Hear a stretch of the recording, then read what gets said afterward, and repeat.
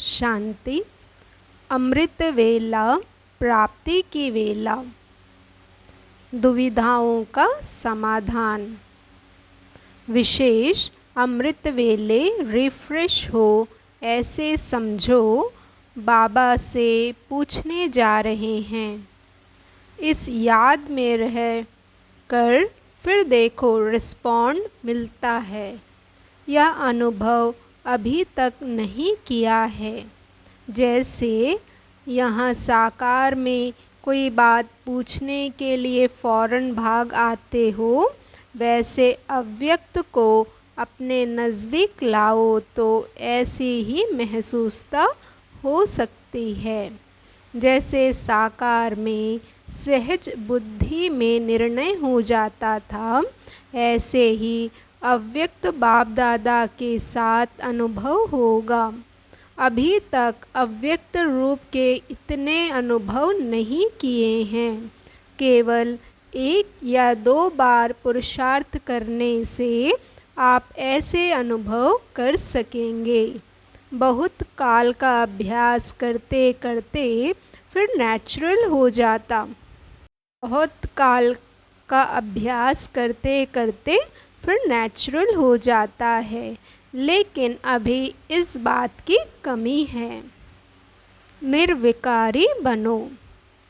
यदि कोई बच्चा बाबा को प्यार से याद करता है तो उसका संकल्प बाबा तक पहुंचता है, परंतु वह कितने समय में पहुंचता है वह आत्मा की निर्विकारी स्थिति पर निर्भर है। मन में संकल्प उत्पन्न होते हैं और जितना आत्मा में निर्विकारीपन है उतना ही तीव्र गति से संदेश बाप दादा के पास पहुंचता है। बाप दादा अमृत वेले बुद्धि में महानता के विशेष श्रेष्ठ संकल्प टच कराते हैं। अपने संकल्पों को बाबा की प्रेरणा में मिक्स नहीं करो। आपको सब डायरेक्शन मिले हुए हैं। क्लियर है ना? कभी मूंझते तो नहीं।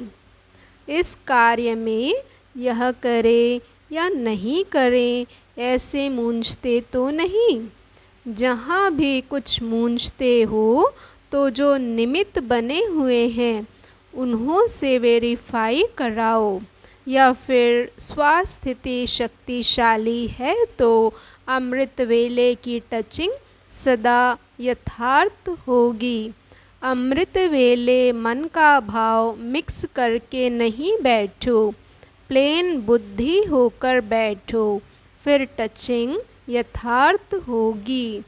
कई बच्चे जब कोई प्रॉब्लम आती है तो अपने ही मन का भाव भर करके बैठते हैं। करना तो यही चाहिए, होना तो यही चाहिए, मेरे विचार से यह ठीक है, तो टचिंग भी यथार्थ नहीं होती। अपने मन के संकल्प का ही रिस्पॉन्ड में आता है, इसलिए कहाँ न कहाँ सफलता नहीं होती। फिर मूंझते हैं कि अमृत वेले डायरेक्शन तो यही मिला था, फिर पता नहीं ऐसा क्यों हुआ, सफलता क्यों नहीं मिली। लेकिन मन का भाव जो मिक्स किया उस भाव का भी फल मिल जाता है। मन मत का क्या फल मिलेगा? मूंझेगा ना। इसको कहा जाता है अपने मन के संकल्प को भी विल करना। मेरा संकल्प यह कहता है, लेकिन बाबा क्या कहता? बाबा से सेवा के नए नए प्लान स्केच करो। अमृत वेले प्लेन बुद्धि हो तो बाप दादा द्वारा प्लान टच होंगे, प्लानिंग बुद्धि बनते जाएंगे। साकार आधार लेते हो इसलिए प्लानिंग बुद्धि नहीं बनती। जब बाप दादा देखते हैं हद के आधार बना रखे हैं तो बाप क्यों मदद करें। कोई ना कोई नई इन्वेंशन ज़रूर होनी चाहिए जो नवीनता स्वयं में भी और सेवा में भी नवीनता लाए। उसका प्रैक्टिकल प्लान बनाओ। रेस तो करनी चाहिए ना। सबका विचार सागर मंथन तो चलेगा। अमृत वेले समीप आकर बैठ जाएंगे तो आपे ही सब टचिंग होगी। आपको ऐसी नई इन्वेंशन करनी चाहिए जो आज तक किसी ने देखा ना हो। अमृत वेले उठकर इस प्लान के बारे में सोचो तो आपको अच्छी अच्छी टचिंग होगी। सब कुछ पहले से ही फिक्स है। जो कल्प पहले हुआ था वही रिपीट करना है। परंतु किसी को भी इंस्ट्रूमेंट बनाना पड़े। अमृत वेले जो मुख्य प्लानिंग बुद्धि है उन्हों को बाप दादा कार्य के निमित्त बनाता है।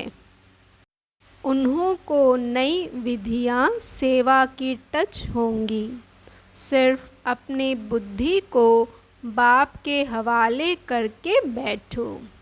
बुद्धिवानों की बुद्धि आपकी बुद्धि को टच करेंगे।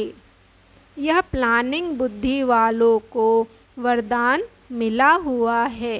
सिर्फ निमित्त बनो। ओम शांति। शुक्रिया बाबा, शुक्रिया।